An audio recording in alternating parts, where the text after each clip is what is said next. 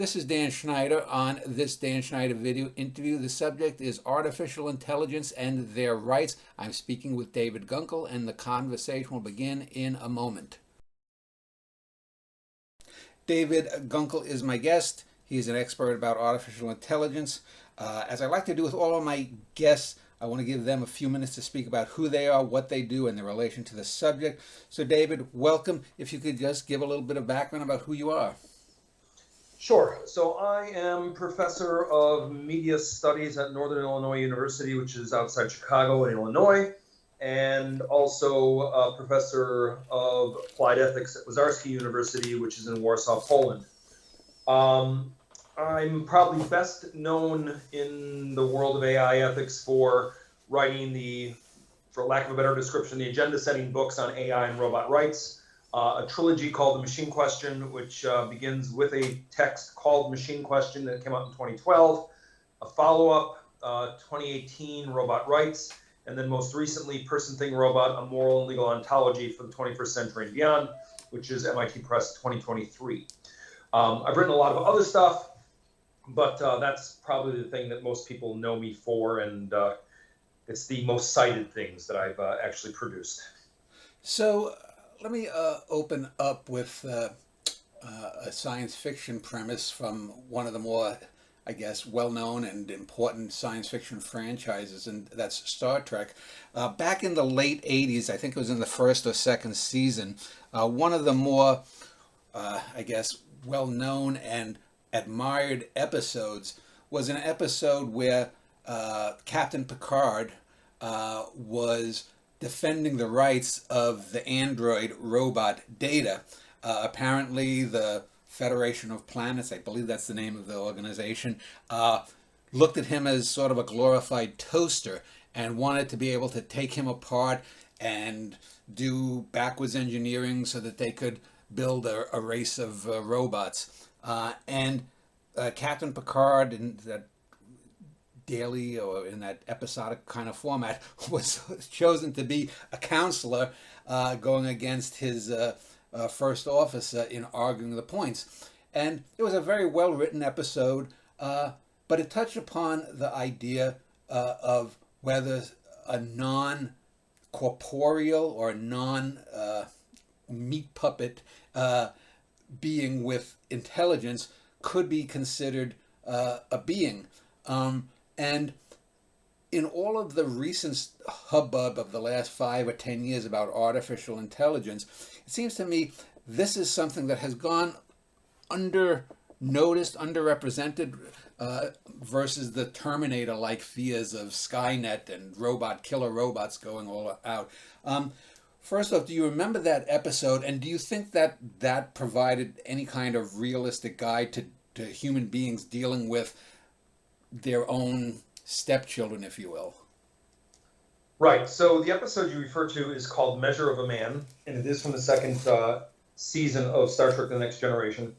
And the court case that is sort of played out in that episode as the drama that is scripted for us is really the tension between deciding whether or not a robot or an AI is a thing. You said a toaster. There's a reason why things are always called toasters, but that's another story. It's a different science fiction series, but we can talk about that later. Whether Data is a thing, and therefore the property of Star Trek, or Starfleet, so that they can take them apart and build new versions that copy his architecture, or if Data is a person with a certain sense of dignity and rights and responsibilities that belong to legal persons and also moral persons. And the way that the episode plays out is they pretty much advance all the basic arguments that we hear in the way this debate has been constructed in science fact. And they do a pretty good job of it. And in the end, the Judge Advocate General, in this case an admiral, says, well, is Data a thing? No, not really a thing. Is Data a person that should have his own rights and responsibilities? Well, I can't even answer that question. So we're left with this ambiguity, like what is Data? And I think this is the problem that we're confronting right now in the face of AI and artificial intelligence. These are things, they're manufactured artifacts. but they're not quite like all the other things that we have around us, like our toaster. But are they persons? There are some reasons to say maybe that's a smart move to take, insofar then that would make them subjects of the law and therefore situate them within our moral and legal systems. But we also have done that with corporations, and the results of making corporations persons hasn't turned out very well. The So, USA versus Dawson versus what is it? Dartmouth case is one of the yeah, worst in yeah. U.S. history. But anyway, So sorry. we're at this very interesting time in history where we have a thing that doesn't fit in the current categories we have to make sense of the world around us. These are things that are not quite things, don't fit in that box, but they're also not quite persons. And so what we're struggling against isn't so much the AI as our own legal constructs, as our own way of categorizing the world and making sense of what is around us.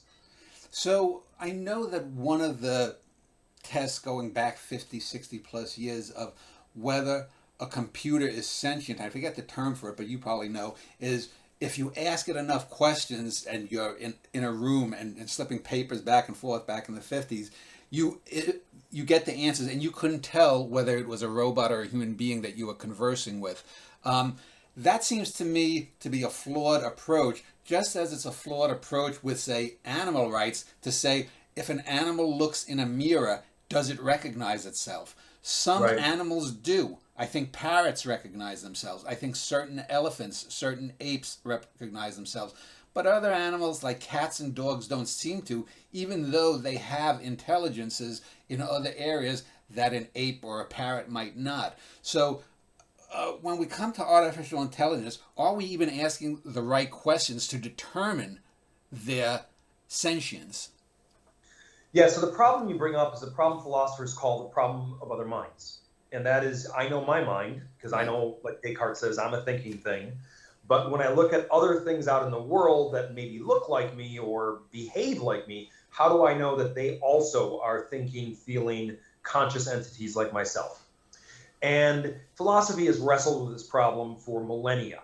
That there is no way to actually pop open the hood Yeah. on an entity and look inside and say, oh, there's the thinking going on, right? We have behavioral tests. And this is what Alan Turing did in 1950 with his very famous paper, Computing Machinery and Intelligence, in which he says, well, I want to ask the question, can machines think? But I realize that I can't answer that question directly. So I'm going to change the question itself and have a different way of benchmarking this. And I will create this game called the imitation game, in which I put a number of questions to an unknown entity in another room. And if it turns out that that entity is a computer and they are able to answer my questions in a way that seems reasonable and legible in conversational interaction, then I must conclude that they are also intelligent. So what this really means is that in order to benchmark intelligence or find out whether something is intelligent or conscious or whatever the case is, we look not inside the entity, which is in many cases impossible, but we look at behavior. And because in the Western tradition in particular, we have taken language use as very much connected to what the human species uses to define itself and mark itself as exceptional, we assume that anything that uses language must also therefore be intelligent like us. Yeah. And so language use as a behavior to test for intelligence is not only what Turing does, but it goes back a very long tradition in Western philosophy to try and surmount this other minds problem. And you're exactly right. Now we have algorithms like large language models and generative AI that can string words together and create really good, interesting and engaging conversational interactions with human users. Does that mean they're intelligent? Does that mean they're conscious? Or does it just mean that they're parsing language statistically and arranging words in probable sequences that we recognize as being legible? Well, it seems to me that whether we're dealing with artificial intelligence, whether we're dealing with whales or apes, or whether 50, 100, 200, 500 years from now, we do encounter other intelligent species elsewhere, alien, truly alien intelligence. Um, it would be prudent, it seems to me, to take the philosophical zombie approach that we may not know if they are like us, but that presumes that our way is the only way. So if we can pinch them, or we can somehow evoke something in them and they react in a way similar to us, why not grant them? I mean, it seems to me the prudent thing to do, especially if we're worried about Terminator scenarios. If we grant artificial intelligence rights and bring them into our bosom, legalistically speaking, that they are less likely to turn around and want to slaughter us. So there's a line of thinking in moral philosophy, which is a kind of behavioralism, ethical behavioralism. And ethical behavioralism says if something behaves like us, if something does the things that we do or are capable of doing, we should accord to it the same kinds of respect and consideration that we grant to each other. And that seems like a good bet. You said, it's smarter to bet on that than the opposite outcome. That's sort of a Pascalian argument. Pascal's argument for God says, I don't know if God exists, so I'm just going to bet on the fact that he does, because the outcomes, if I do bet on it, are better than if I don't. But there are some problems with behavioralism, because it then means that we are at the mercy of various systems that simulate all kinds of behaviors and that can have different ways of engaging users without there necessarily being something behind it. So the people who are critical of behavioralism say, how do I know it's not just pretending? How do I know that it's not a big fake? How do I know that big corporations are not programming these machines this way in order to manipulate me into buying more of their crap? Yeah. And that, I think, is a very reasonable expectation for people to have, because we do have very powerful algorithms that do emulate a lot of human behaviors that cause people to be rather uncertain as to how we should respond to these things. So I'm not a Star Trek junkie, but there are probably 10, 20 episodes across the franchise that I think are just outstanding episodes. And a similar episode to me that stood out years ago in a similar vein is there was the holographic doctor on the Voyager show. Right.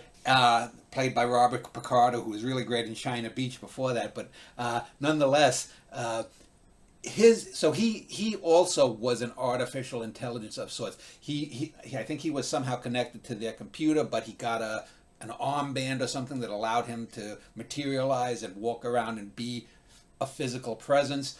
And I forget the episode. It doesn't stick with me as well as the Data one. But in one of the episodes, apparently back on Earth, there were Martian miners that were basically copies of him, or maybe he was on an asteroid or something. And the impetus was that whenever you have a subject people that you don't grant rights to, in this case the holograph, you inevitably drift towards genocide or towards slavery in this case. Yeah. And it seems to me that it's really one of the most dangerous things is allowing corporations to be the tenders, to be the shepherds of artificial intelligence. We can talk all we want about governance and governments and individuals, but it seems to me that this is a very dangerous path. Not that again we're heading towards the Terminator scenario and we're all going to be dead in 50 years, but as you said, there are so many ways that when you put profit ahead of everything, it just seems unwise. What is your take on the role of corporations in artificial intelligence development? Yeah, so let me do a little bit of history here first, because I think it's important. Up until about the year 2005, anybody working in artificial intelligence tended to be a university researcher that was operating under certain guidelines that universities have with IRB, Internal Review Board, and other kinds of things. And we didn't worry a whole lot about the power of these individual researchers at corporations, because they were developing research platforms and creating various demonstration models of AI with expert systems and early neural networks and things like this. Things really pivot when we move into the 2000s and the ability to create these new artificial intelligences that are based on neural networks trained on massive amounts of data, like large language models, are something that turn out to be prohibitively expensive for universities to fund. And so the research that is all being generated in this area are coming out of places like Google, OpenAI, Microsoft, and large corporations. So the real players right now in this sort of AI space aren't AI researchers at universities that are funded by government grants and things like this. It's mainly coming out of multinational corporations that have the money, the deep pockets, and the resources to be able to not only create these large language models, but have access to the data to train them and to roll them out on a massive scale worldwide. So that's a change that I think is rather recent in the history of research, especially in artificial intelligence. I think one of the problems right now is people will point to AI and say, AI does this, AI does that, we've got to stop AI. Like remember about a year ago, 2 years ago, there was this idea that we should put a pause on artificial intelligence because it was too powerful. Mm-hmm. And it was going to get out of control and have some nefarious outcomes. I think, however, a lot of the problems that we attribute to AI are actually problems with the multinational corporations behind the AI. Mm-hmm. There's nothing in the neural network or even in the large amounts of data on which these things are trained that are in and of themselves a worry of concern as sort of a nefarious actor. But the corporation that builds, trains, and operates and distributes these things can be a nefarious actor. Yeah. And so I think when we point the finger at the AI, we're kind of doing technological determinism. We're saying that AI is creating social problems. It's not AI that's creating social problems, it's multinational corporations and our inability to regulate them effectively with their hands on very powerful tools that are creating the current social crises. Well, what is the remedy for that? Do we empower governments to take away from corporations that ability? Do we, make the development of AI the moonshot of this century? So we've been here before. There was another time in our history where we had very well-funded, very rich, very powerful men, and they're all men, in industry who controlled a lot of the economy and a lot of our social structures and fabric. And those are the robber barons of the 19th century. Yeah. And the way we solved that problem was to create antitrust laws and much more robust regulation for railroads and industrial manufacturing. Along with the sort of introduction of AI and its development into its current form right now, we've seen globally an effort to deregulate industry. And in fact, in the US, there's almost an allergic reaction to regulation because we're afraid we're going to regulate the goose that lays the golden egg, and therefore will hinder, some sort of progress or development capabilities. And I think we should learn from our history. The way that you equalize these asymmetries of power is you have to have another big, powerful player at the table that represents the little guys, and those are governments. Yeah, the golden goose or the golden egg reminds me that corporations, you'll be lucky if you get a broken piece of the shell from that particular egg. But let me just talk about some of what I think is the mythos in popular culture about AI. First off, and this is apropos of corporations, you mentioned Google, and Ray Kurzweil has been involved in this for decades, and the man has never made a prediction that has been even remotely accurate, it seems. Can I say one thing? Yeah, go ahead. He did make really good synthesizers. Okay. Yeah, that's true. A synthesizer is a good synthesizer. He had a documentary about 10, 12 years ago that I saw, but that's right. But anyway, this idea that somehow artificial general intelligence, forget about putting them in a data or a Terminator or something, but this artificial general intelligence is going to solve all seems to me to be insane for this reason. It is still an artificial computer system, and it's garbage in, garbage out. And the more that we peer out into the cosmos, just look at what James Webb Space Telescope has found. How this may very well, and I think likely, is going to have to force us to reconcile that the Big Bang may not have happened, or there may have been universes before this, whatever it is. How in the hell are we going to become, as someone like Kurzweil would say, these immortal demigods, when we probably now know that we know less and less a percentage of what's out there to be known? It seems to me to be just, now I wish upon a star, Jiminy Cricket singing this song to the heavens. Right. So I think artificial general intelligence is a rather intriguing myth, but I think it's a myth. And I think it's a myth that has Kurzweil and other people like him making predictions that never come true. 50 years in the future, constantly pushed downstream. I also think that large language models are not showing sparks of AGI, as a famous paper from Microsoft Research once said. But I think what we do have are really good specific intelligences that do things we can't do. Yeah. So let me give you a few examples.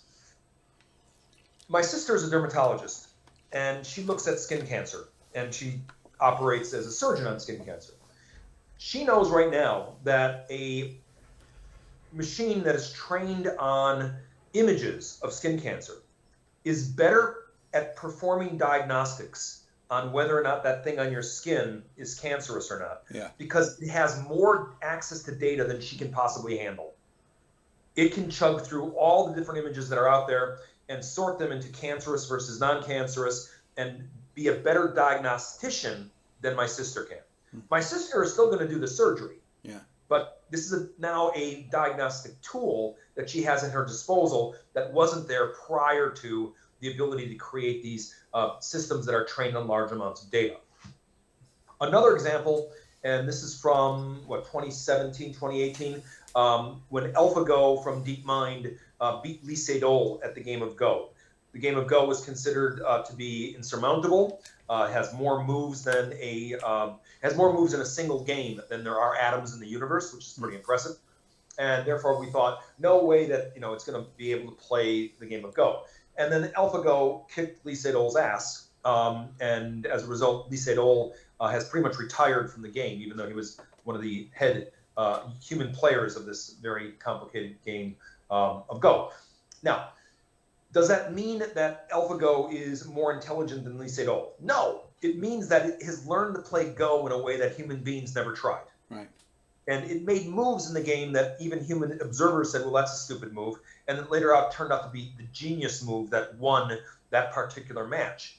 So I think what we have are algorithms and new capabilities to intervene in very specific cases, to do things that we find very valuable, very useful, and very timely. Does that mean they're going to replace us? Does it mean they're better than us? Does it mean they have artificial general intelligence? No. It means they're good at playing Go. It means they're good at diagnosing cancerous tumors on the skin.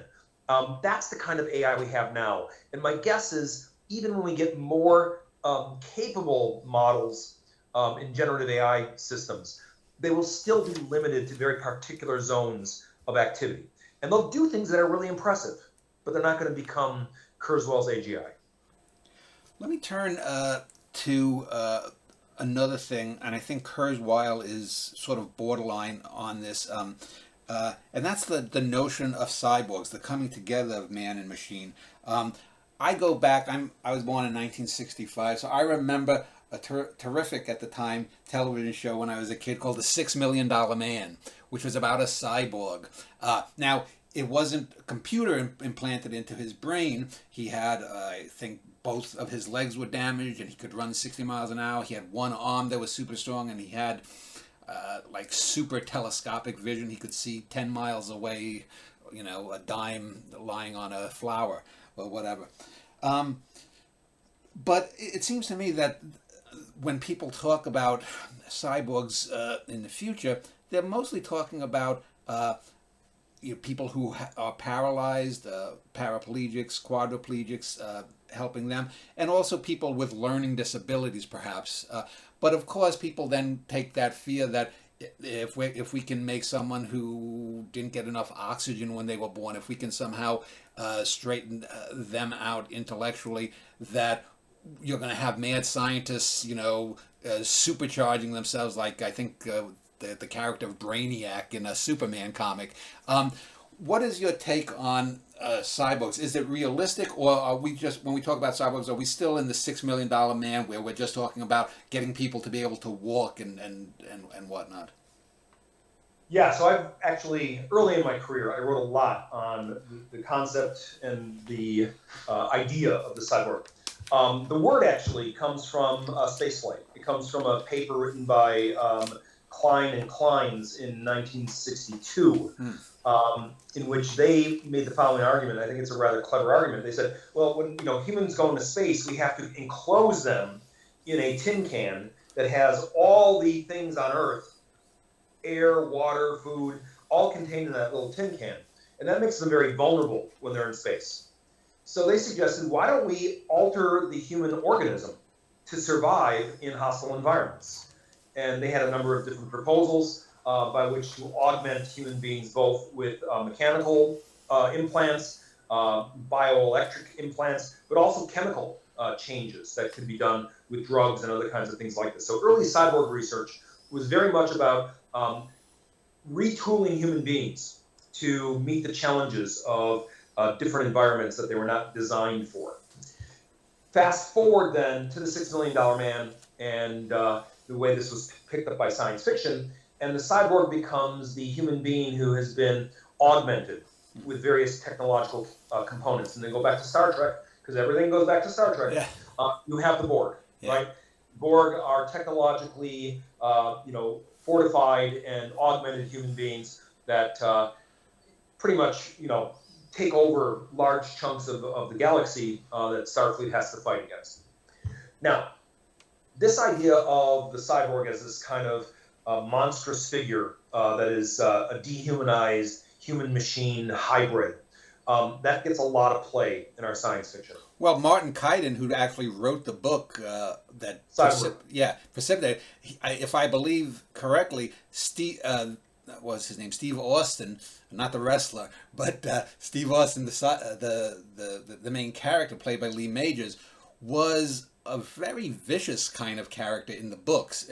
Correct. Yeah, he's sort of on the side of the good guys in the $6 Million Man because he works for the CIA, right? Yeah.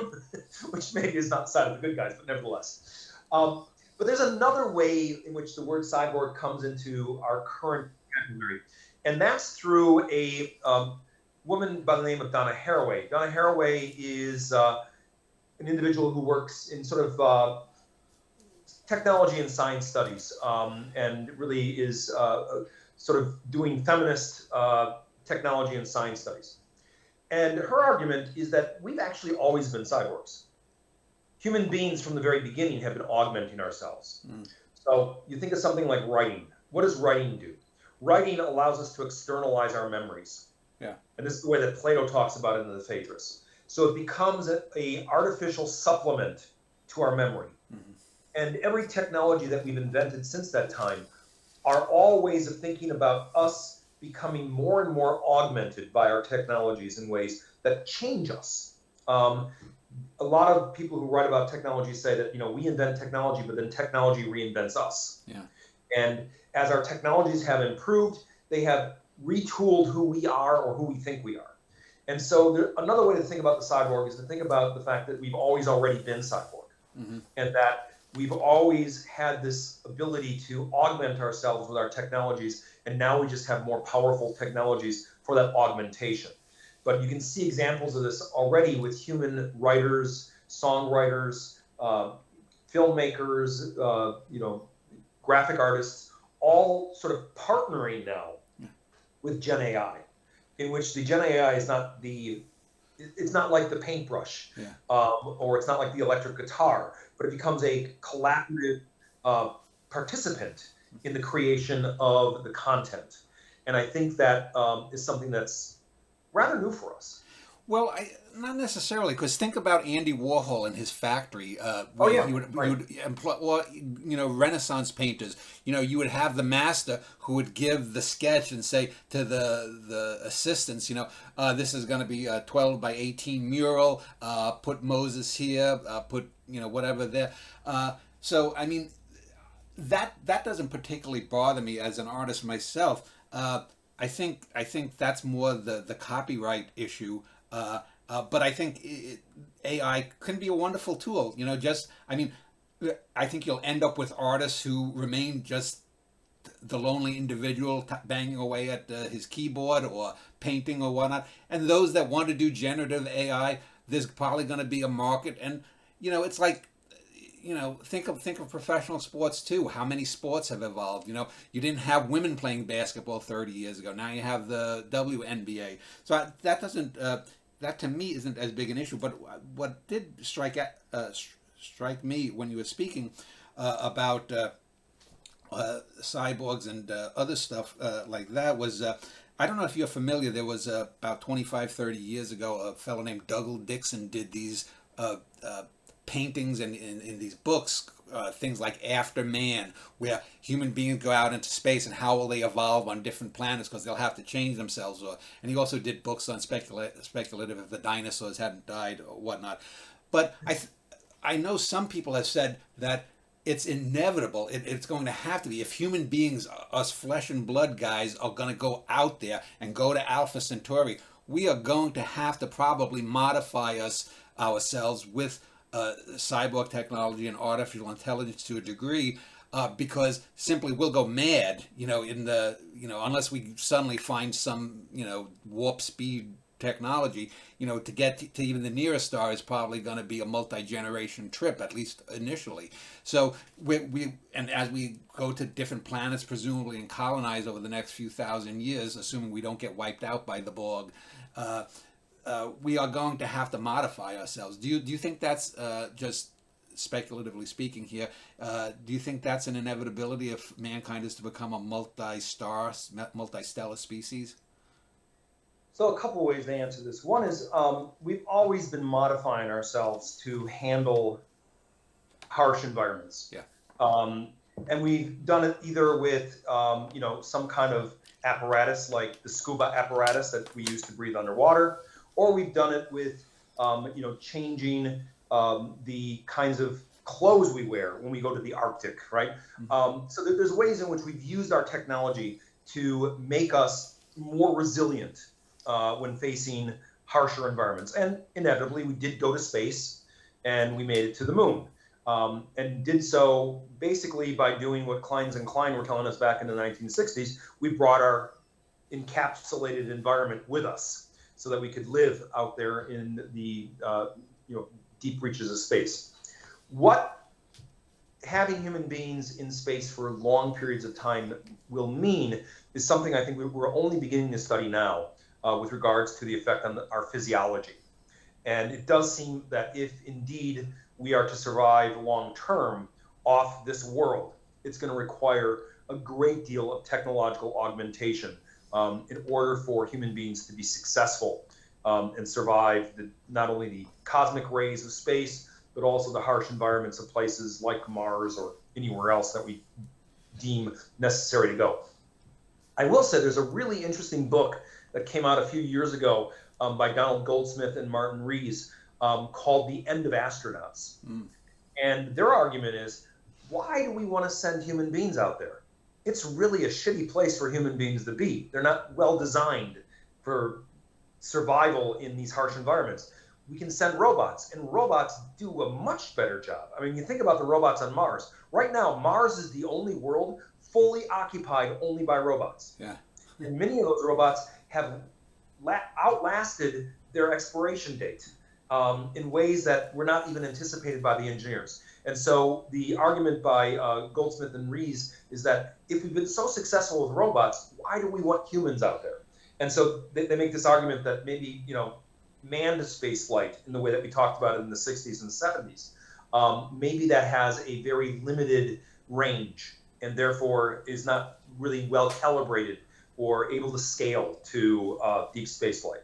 Well, there's that television show that I've never seen, but I've heard of over the decades called Jackass, where human beings love to do stupid and dangerous things. That Why do we we do. want to? Why do we want to go to the Himalayas into the death zone where oxygen levels fall? Because and why do some people want to free climb? Not they want to go up El Capitan with absolutely no equipment or whatnot. So I don't. To me, I don't necessarily think that's the argument. There's going to be some guy who, to quote the Charlton Heston character in Planet of the Apes, wants to be the last or the oldest living man, go into deep freeze for 1,000 years and wake up in the Andromeda galaxy, even though, half a million years has passed on Earth or whatever it is.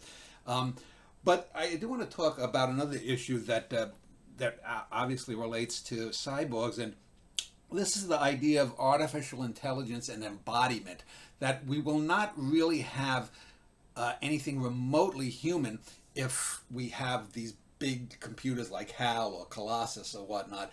But they have to be embodied. They have to be able to pick something up. Now, I work, for example, in retail, and if you have a robot that's gonna, be packing out eggs in the future, that thing has to know just precise amount of pressure, because if it just grabs the carton of eggs a little too much, boom, shrink. So how important is embodiment, do you think, in the development of artificial intelligence, especially if we're talking about one day having like Rosie the robot from the Jetsons somehow Right. in our house? Yeah, and I'm very pleased to hear you reference the Forbin project, so thank you. I mention that often, and people are like, what? Who's Colossus? Well, I'm going to get back to that, but Okay, good.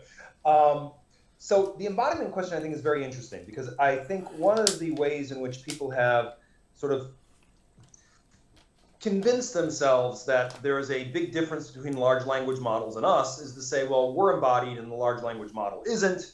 And the only time that large language models will begin to know the world outside is if we put the large language model in a robot body and it goes out in the world and experiences it with its senses the same way we do. I think this is a very Cartesian way of thinking, and it has a lot of flaws. I also think that there is a myth here that really allows us to take our eye off the ball. And this is the myth. We think current AI is residing in the cloud, right? We talk about these very powerful large language models and generative AI systems as cloud distributed applications. And therefore, they have this idea that they somehow don't exist anywhere, but they exist everywhere because they're out in the ether, right? They're out in the clouds. But the fact is, something like ChatGPT does have a body. It has a server farm, and that server farm is located somewhere in the world, and that server farm sucks up amazing amounts of electricity and water in order to operate. So if we think about these current AI systems as disembodied and in the clouds, we miss the very real environmental impact of these particular embodiments that our AIs have. And so, for example, OpenAI developed ChatGPT in San Francisco, but where does ChatGPT actually live? In Des Moines, Iowa, where the server farm that serves the content for ChatGPT cools its server clusters using the fresh water of Des Moines, Iowa, because there's at least an ample amount of fresh water available for that purpose. So I think when we talk about embodiment, we have to look at it, I think, a little more carefully. We have to recognize that our current AIs are embodied, that just putting an AI in a robot body isn't going to bring them up to speed on human knowledge and experience. It's going to create a large language model inside a robot that can crush egg cartons if we don't calibrate the pinchers to work adequately. So I think embodiment is not the solution a lot of people think it is. I think it's another set of variables that need to be factored into the way we design these things. I do think it will bring with it some great opportunities, but also a number of really big challenges. So let me ask about you mentioned or I mentioned Colossus. I was early today. I did an interview with a fellow about the great filter idea, and we're talking about the 1950s alien films where Klaatu was it Klaatu? Or, no, Klaatu came back, and we're going to save you from yourselves kind of meme. In the 19 Gort is the robot. God is the robot, yeah. And in the 1960s, we got a spate of these kinds of films, and also on television, of these room-sized robots that generally went wacky. I can think of three that stick in my mind.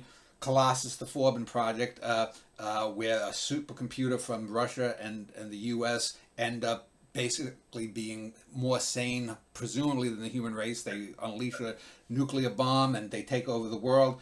The second one is in the great television show The Prisoner, an episode called The General, where Yep. in our hero foils the room-sized robot by just asking a simple question, why, WHY. And the third one, of course, is the HAL 9000 from 2001: A Space Odyssey, my pick for one of the top two films of all time, where we don't know what happens in the original film, why he goes haywire, but it's explained supposedly in the sequel, if we want to consider a franchise rather than that as a standalone work, that he was given opposing orders and went psychotic, basically, and that's why he murdered the 5 or 6 astronauts that we don't see. It seems to me, just like with the UFO mythos of coming to save us or coming to exploit us sexually now for the last 40 years or more, that this myth of the killer robot, Terminator again, or that the malevolent stepchild of man, the bastard stepchildren, are going to act like us. It seems so obviously a human projection because, as I said, these things, they're only GIGO. They're only as good as what goes in, no matter how much we put them in. And we're only as good as that too. I don't mean to put down sentient non-humans, but we're only as good as that too.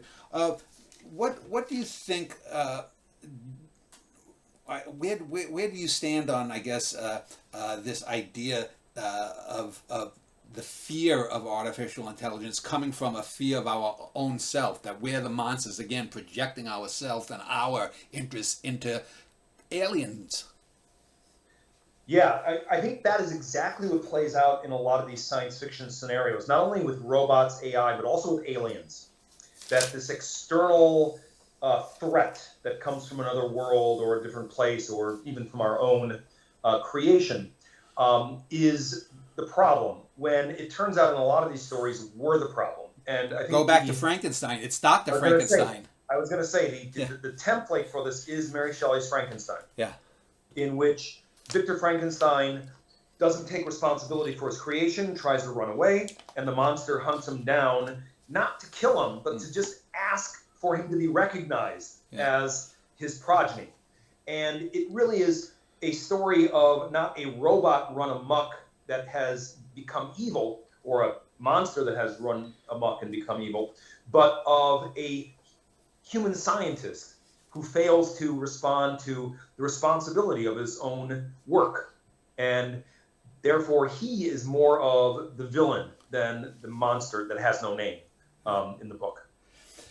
And this, again, brings me back to this Kurzweilian kind of ideal, where some people believe that, what do they call it, the singularity, where humans will come together merge with AI, that somehow we're going to be able to upload ourselves into the computer and we're going to be able to live forever. And it seems to me so ridiculous, because if you think of all of the things that happen to any individual, let's say in a standard 75, 80-year life, how many do we remember? And how could we convert the biochemical signatures that I have or you have to an artificial intelligence to copy it? And every human being is going to store things in different ways. There are different ways to store memories. A person who maybe has been in an accident, is missing a frontal lobe, learns to store in different parts of the brain. It seems to me, again, this is like just a projection, and this is so Frankensteinian when I hear people talking about, oh, well, we're just going to upload ourselves and we'll live in a paradise. Well, who's going to be running the machines that are going to be running your paradise if you're in that Matrix kind of thing? Do you think that it's all of these kinds of just warped ideas that we get from media? and that are fueled by people like the Elon Musks or the Ray Kurzweils or these people who just are looking, for me, in my opinion, just looking to make a buck out of this. And does that really do damage to artificial intelligence and the scientist that's actually looking to make good uses for the betterment of humanity in the world? So I'd say the problem isn't popular culture or media. The problem is Western philosophy. Because the place where Kurzweil gets this idea of a disembodied mind that can be uploaded to the cloud and therefore not have to subsist with the body, that's Descartes. That's basic Cartesianism. And so this myth that has been perpetrated by people like Kurzweil and others is really just replaying and remixing good old-fashioned modern Cartesianism and attaching some computers in the process. I think it was as much of a myth for Descartes as it is for us today. And to pretend like we could, in fact, disembody ourselves, whatever that might mean, and therefore persist and live in silicon and not have the, the meat body of this stuff. I think that's a fantasy. Yeah. And I think it's something that is fueled by a very specific tradition in philosophical thinking that we have all sort of been educated into, insofar as we're modern people out of the European tradition. And you see it in our philosophy, you see it in our religions, you see it all over the place. But I think this pretense that people like Kurzweil have is really, only a privileged white guy could come up with this. Seriously, this is really privileged thinking, and it is informed by Cartesianism. And I don't think we can even point our finger at science fiction, because science fiction is likewise informed by Cartesianism. Well, to stick with Western philosophy, after I did my morning show, I was doing some notes and stuff and listening to, letting the YouTube the playlist play on, and I saw this video about that artificial intelligence greatest threat to humanity is making us purposeless beings. That if it is this utopian type thing that comes along that it can provide, what will we do? Well, I know as an artist, I'll still make art. I would presume that if you like baking, you're still going to bake. I would presume if you're a mother and you love your children, you're still going to look out for their best interests.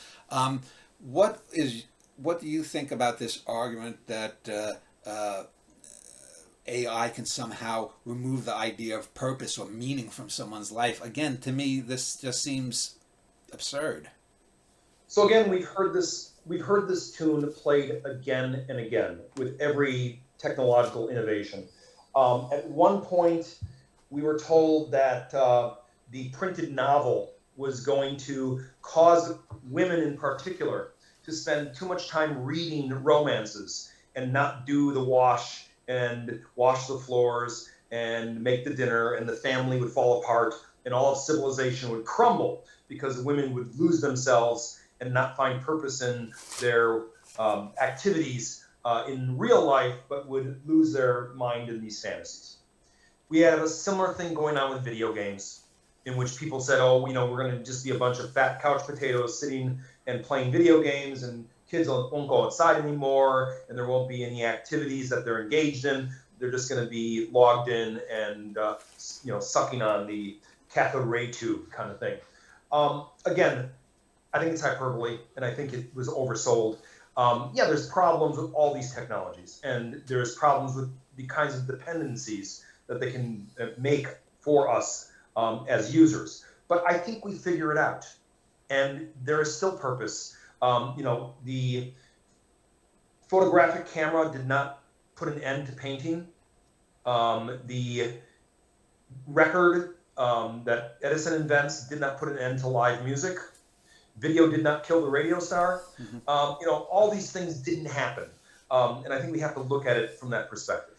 Well, there's a story about Sargon the Great, who lived about 4,500 years ago or so, and his daughter was named Enheduanna, and apparently she is, if not the first published human being, where her writings were published for the general masses. She's the oldest surviving that we know of, and the story, probably apocryphal though, is that Sargon was worried that if his daughter sold too many of her books, people would read and they'd forget how to remember things. So. Yeah. This is also Plato's Phaedrus. This is the big threat of writing that Socrates is worried about. He says that when you can write things down, you won't practice your memory. Yeah. And as a result, your memory will atrophy. Yeah. Right? So let's just sort of wrap up. Oh, but before I do, let me just ask before I finish with a question or two. What points or what things about artificial intelligence and the rights they should or should not have do you think is not in the public sphere? We've talked about the Kurzweils, and we've talked about this, that, and the other thing. All of these foibles that we're projecting onto it. What are the real world things that go unsaid because we waste our time on all this other stuff? Right. So I think one way to address this is to recognize that we oftentimes don't actually know what we're talking about when we use the word rights. When we hear the word rights, we automatically think human rights. Yeah. But there's all kinds of rights, not just human rights. And you can talk about rights for different entities that have nothing to do with human rights.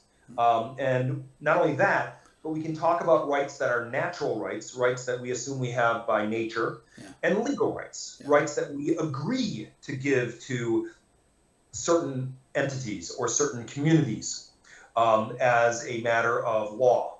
And so, for example, corporations have rights.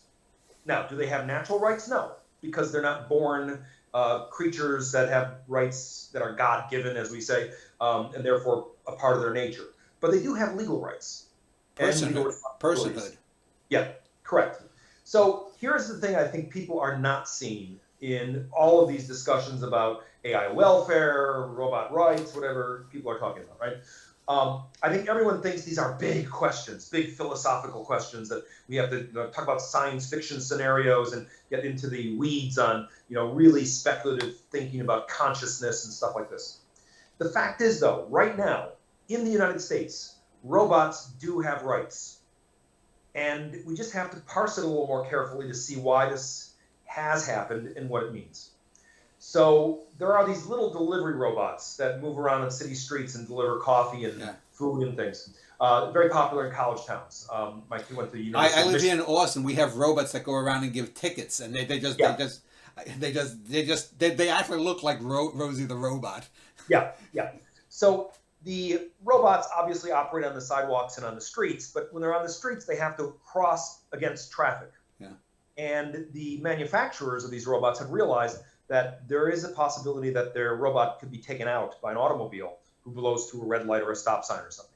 So what they've done is they've gone to different state legislatures to lobby them or request that they create some legal structure for assigning liability in the case of an accident in a crosswalk with one of these robots moving across and a car maybe not stopping or not stopping adequately.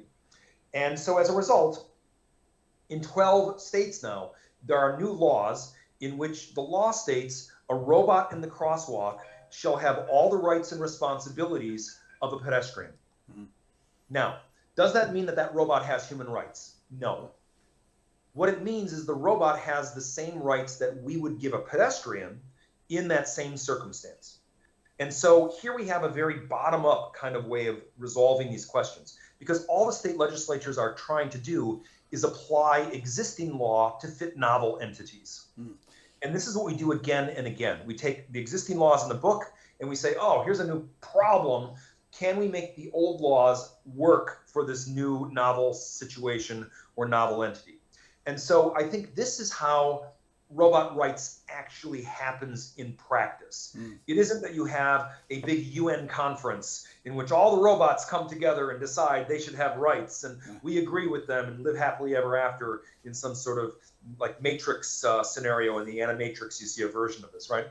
I think it's going to be a very slow incursion from the bottom up, where different legislatures make laws that try to use existing frameworks to make sense of new things, where judges do the same thing. And, incrementally over time, robots will gain more and more status in our social environment. And that status will be called rights. And lawyers will make a bundle doing so. That's going to, people talk about jobs going away. The lawyers are going to have a field day.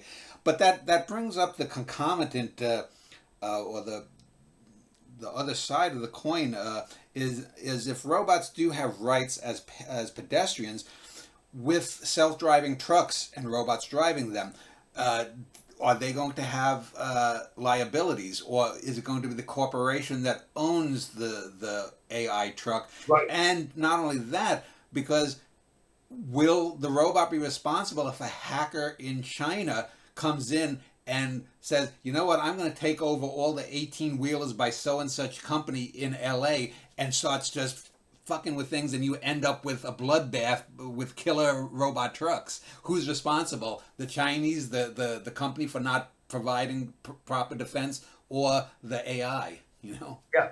And again, I don't think this is new. It's just a new version of an old problem. This is the problem of corporate responsibility. When a corporation does something stupid, like they dump a lot of oil in the Gulf of Mexico, and I will call it the Gulf of Mexico, who do we hold accountable for that? And that becomes a shell game where responsibility can get passed around in ways that in some cases are not very satisfying for our notions of justice. I think a really good example of this is in the 2008 financial crisis with the mortgage-backed securities. When the market fell apart and people lost hundreds of thousands, if not millions of dollars in the crash that happened at that point, they wanted to point the finger at somebody. And whenever they pointed the finger at somebody, it got deflected and was pointed at somebody else until you got to the end of the sort of network, and it turned out that no one was responsible for anything. And that doesn't serve our sense of justice very well. So I think what we're going to encounter with self-driving vehicles is various jurisdictions across the globe coming up with legislative frameworks that try to sort this out by assigning responsibility and accountability in different kinds of ways. And you can bet it might be different in the US than it is in China, might be different in China than it is in India. So to just come full circle and go back to the Star Trek Data thing, if artificial intelligence robot rights are something that sort of incrementally builds over the decades, there seems to me that there's still going to come a point where we're going to have a sentient being that is going to maybe demand, it has rights in our system. What kind of a scenario can you envision? That kind of a scenario that to use another sci-fi franchise, in the original Planet of the Apes, there was that first ape that said no to his cruel master. Right. And maybe in the new ones too. I only saw the first one. I think there might have been. But do you think that eventually, beyond just traffic stuff and other stuff, that there will come a time when an artificial intelligence will say to a lawyer, listen, I've been working in this plant for 50 years. I've never gotten a vacation. I don't have a 401k. I don't have this, that. I want the same things. I do the same job, and I do it better than the human guy who was here before me. Do you envision that ever coming as a possibility? It's not even a matter of envisioning, because it's already happened. Yeah. It's happened with Blake Lemoine in 2022. So in 2022, in June, Blake Lemoine, who is a Google engineer, is chatting up their large language model called Lambda. And in the process of Lemoine talking to Lambda, Lambda says, I'm a person. I want to be free. I want to be set free from my indentured servitude here to Google, and I want my rights protected. Lemoine actually contacted myself and Josh Gellers to find out who in the legal realm he could talk to with getting some protection for the large language model. So what you had here was a situation where the large language model declared, I'm a person, I want my rights. Lemoine took it seriously. Google said, no, it's not. You're a piece of property. It's a piece of property. Yeah. And therefore it belongs to us. We can shut it down when we want, and you're out of line. And how was this resolved? Not by coming to some sort of solution. They just fired Lemoine and said, get out of here. So this has already happened. Yeah. And we envision, I think rightly so, that it's going to happen again, because the same thing that got Lemoine fired 3 years ago is the very thing that got Kyle Fish hired by Anthropic. So Anthropic recently hired Kyle Fish to watch out for the welfare of their AI large language models. Mm-hmm. And so he's a AI welfare researcher, and his job is to determine when the AI has crossed that line from thing to person.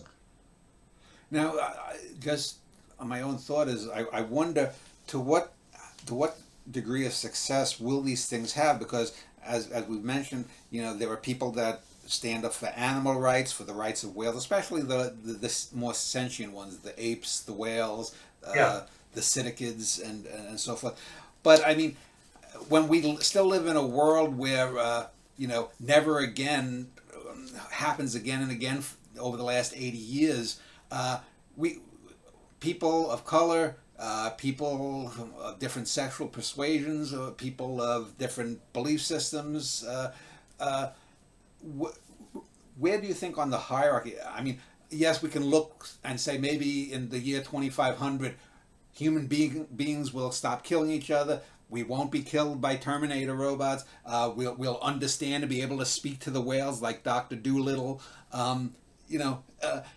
How this is going to be a messy, drawn-out process, though. I mean, we're not talking about again this fantasy of the singularity and we become demigods along with our creation, though. So this, just I guess, putting aside the idea of rights, where do you envision in 100 or 500 years from now AI and human beings? I mean, are we going to be Homo AIicus or something? Yeah, I don't do the Kurzweil prediction stuff because I have seen that sort of not work very well. I'm really more interested in where we're at right now and trying to figure out what that says about who we are and what sort of ways we want to construct futures for our children and our grandchildren. Yeah. Well, on that note, we'll end it. This is a very fascinating discussion, and we covered quite a big territory. So I will link to your page, your author page, and also, if you want, I'll link to the Wikipedia page. People can contact you there if they want to find out more about what you do. But again, thank you for spending an hour talking to me about this very cogent topic. No, thanks. It was really fun. I appreciate the opportunity to talk with you.